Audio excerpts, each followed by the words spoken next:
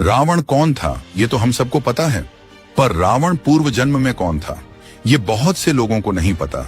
अपनी प्रजा को प्रेम करने वाला, उन्हें सदैव सुख देने वाला एक धर्मनिष्ठ और प्रतापी राजा अपने पूरे खानदान सहित कैसे राक्षस बन गया, किन कारणों से बन गया, इसके पीछे बहुत ही रोचक कहानी है।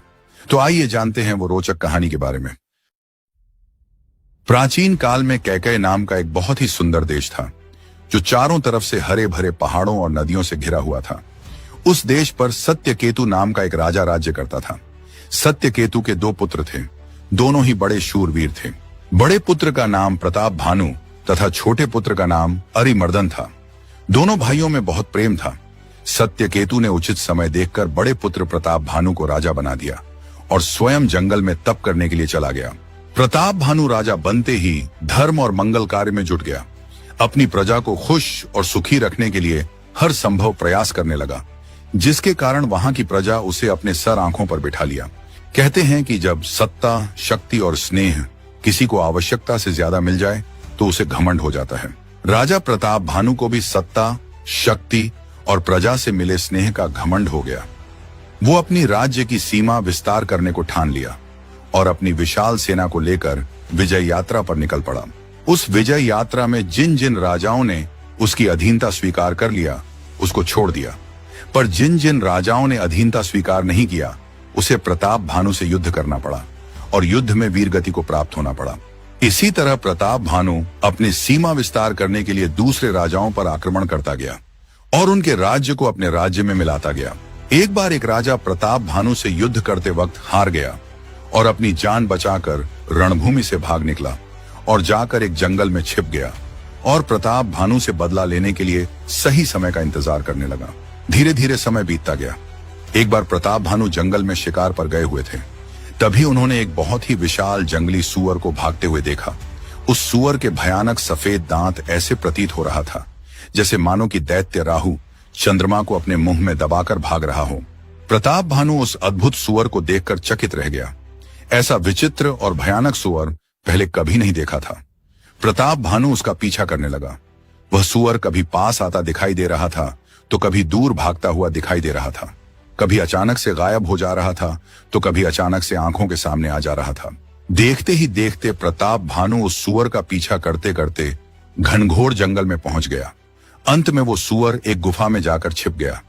प्रताप भानु उस गुफा में जाना उचित नहीं समझा और वापस लौटने लगा। वो इतने घनघोर जंगल में जा चुका था कि वापस आने का मार्ग ही भूल गया। भटकते भटकते शाम हो गई। तभी प्रताप भानु को जंगल में एक तपस्वी की कुटी दिखाई दिया। उस कुटी में साधु का वेश बनाए वही राजा था जो प्रताप भानु से युद्ध करते वक्त रणभूमि से भागकर जंगल में छिप गया था। वो कपटी साधु प्रताप भानु को देखते ही पहचान गया, परंतु भूख और प्यास से बेहाल राजा उस साधु को पहचान न सका। राजा को प्यासा देख उस साधु ने सरोवर की तरफ इशारा किया। प्रताप भानु सरोवर के पास गया और अपनी प्यास बुझाई और फिर अपने राजधानी वापस लौटने का आज्ञा लेने के लिए उस तपस्वी के पास कुटी में आ गया। उस तपस्वी ने कहा कि हे राजन, अंधेरा हो चला है। तुम्हारा राज्य यहाँ से 70 योजन की दूरी पर है। जंगल बहुत घना है, आगे का मार्ग सुगम नहीं है, इसलिए आज रात यही ठहर जाओ, कल सुबह चले जाना। राजा प्रताप भानु उस तपस्वी की बात मान गया। वो कपटी तपस्वी तो प्रताप भानु को पहले से ही पहचानता था, फिर भी उसने जानबूझकर उनका परिचय पूछा ताकि राजा को संदेह ना हो कि ये वही है जो रणभूमि से भागा था। प्रताप भानु ने भी बड़े चतुराई से झूठ बोला कि मैं प्रताप भानु का एक मंत्री हूं। जंगल में शिकार करने आया था तो रास्ता भटक गया। जंगल से बाहर जाने का रास्ता खोजते खोजते आपके कुटी तक पहुंच गया। तपस्वी मुस्कुराने लगा। उसे तो प्रताप भानु के विषय में हर चीज पहले से ही पता था। उस तपस्वी ने कहा कि राजन, तुम झूठ बोल रहे हो। तुम प्रताप भानु के मंत्री नहीं बल्कि स्वयं प्रताप भानु हो। तुम्हारे पिता का नाम सत्यकेतु है, तुम्हारे छोटे भाई का नाम अरिमर्दन है। इसी तरह उस तपस्वी ने प्रताप भानु से जुड़ी एक एक चीज ऐसे बता दिया जैसे कि बहुत बड़ा अंतर्यामी हो। प्रताप भानु अपने बारे में हर एक बात सुनकर सन्न रह गया। उसे पूरा यकीन हो गया कि वो तपस्वी कोई साधारण तपस्वी नहीं बल्कि बहुत बड़ा अंतर्यामी और सिद्ध पुरुष हैं। राजा ने कहा कि मुनिवर, मुझे यकीन हो गया है कि आप कोई साधारण तपस्वी नहीं हैं, फिर भी मैं जानना चाहता हूं कि आप कौन हैं और मेरे बारे में इतनी सारी बातें कैसे जानते हैं। कृपया अपना परिचय दीजिए। तपस्वी ने कहा कि मेरा नाम एक तनु है, अर्थात जब इस सृष्टि की उत्पत्ति हुई थी तभी मेरी भी उत्पत्ति हुई थी। तब से लेकर अभी तक मैं एक ही तन धारण किए हुए हूं। मैंने अपना तन नहीं बदला है, इसीलिए मेरा नाम एक तनु है।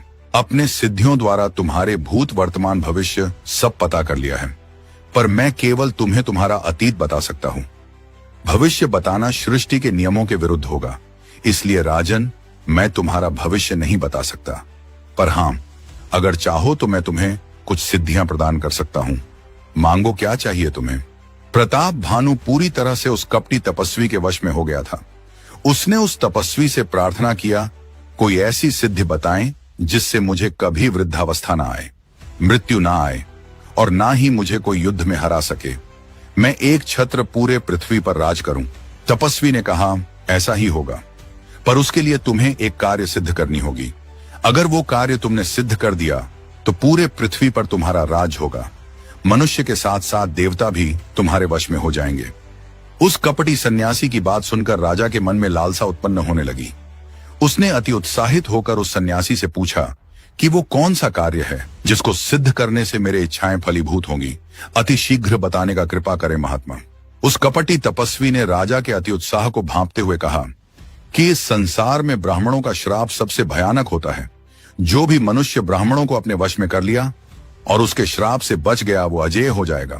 हे राजन, तुम्हें ब्राह्मणों के श्राप से बचना होगा और उसके लिए तुम्हें सभी ब्राह्मणों को अपने वश में करना होगा ताकि वो तुम्हें कभी कोई श्राप ना दे सके।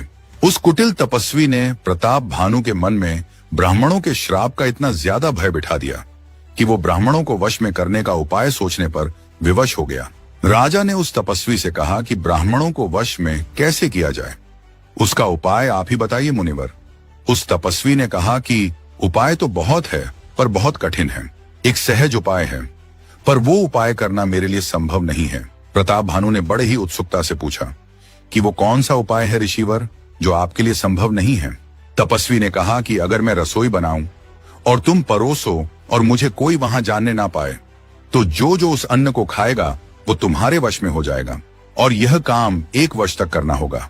हर दिन 1 लाख ब्राह्मणों को उनके परिवार सहित आमंत्रित करके भोजन कराना होगा, परंतु उसके लिए मुझे तुम्हारे राज्य में प्रवेश करना पड़ेगा और मेरे लिए किसी राज्य या नगर में प्रवेश करना असंभव है।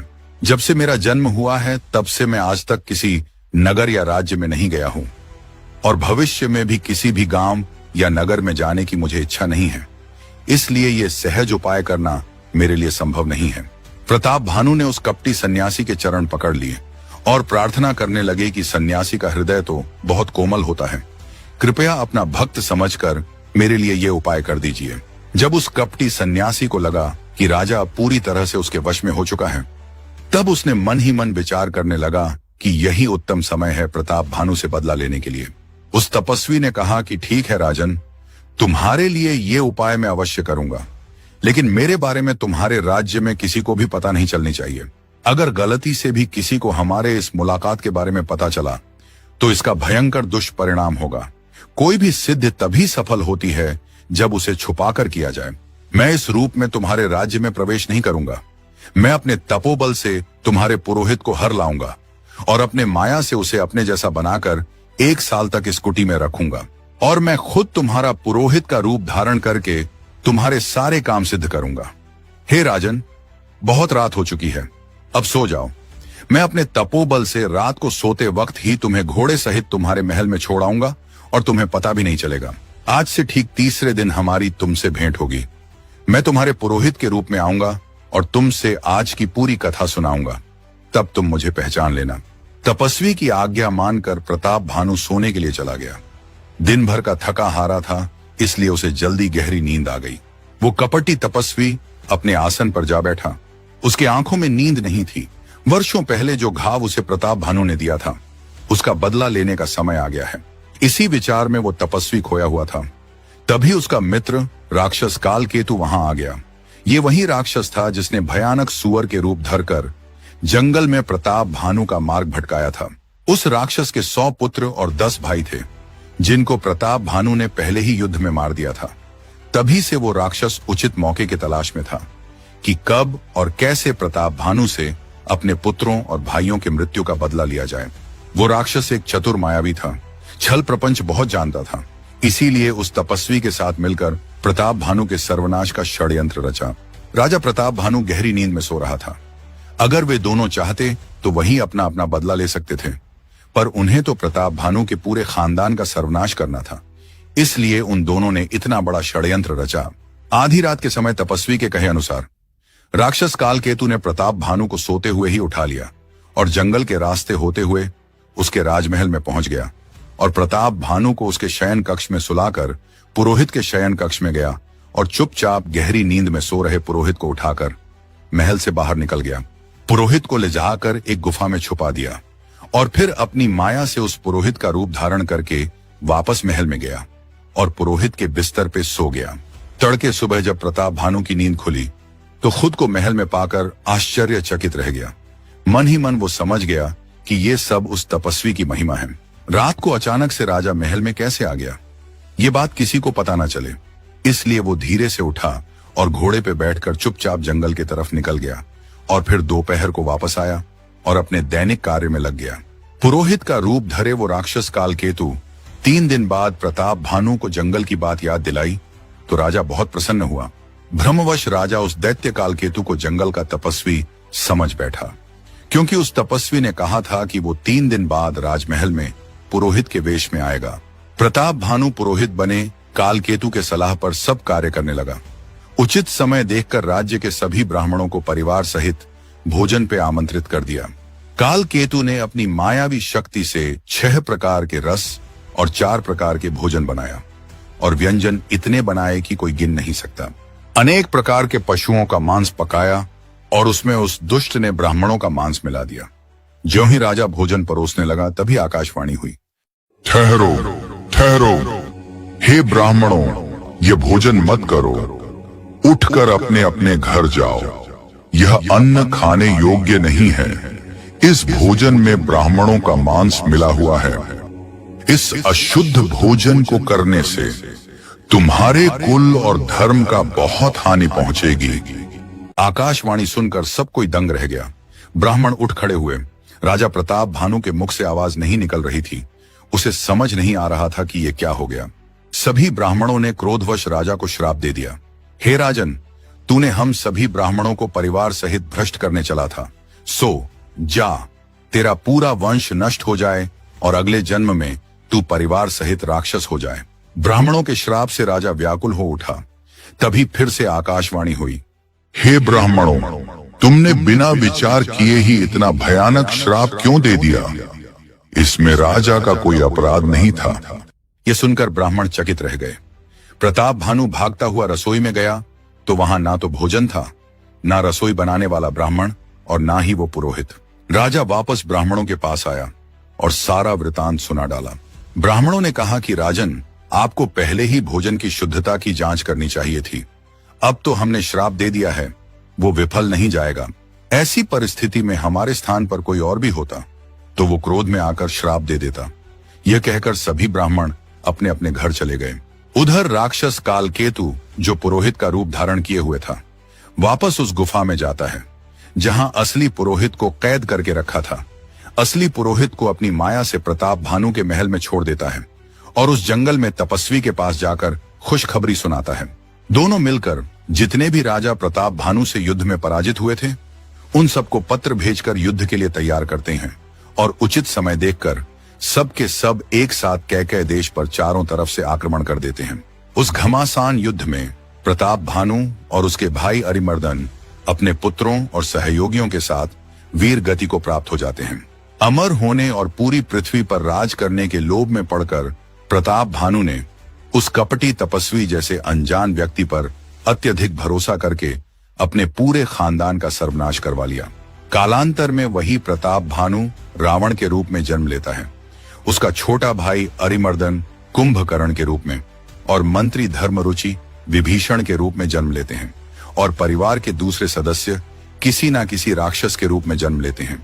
ब्राह्मणों के उस श्राप के कारण प्रताप भानु का पूरा कुल खानदान राक्षस बन गया। इसीलिए कहते हैं कि अत्यधिक लोभ नहीं करना चाहिए। अत्यधिक लोभ के कारण मनुष्य अनजान व्यक्ति पर भी आसानी से भरोसा कर लेता है, जो बाद में बहुत हानिकारक सिद्ध होता है। यह था रावण के पूर्व जन्म की कथा। ऐसी ही ज्ञानवर्धक और रोचक कथाएं सुनने के लिए हमारे इस चैनल को सब्सक्राइब कर लीजिए। धन्यवाद।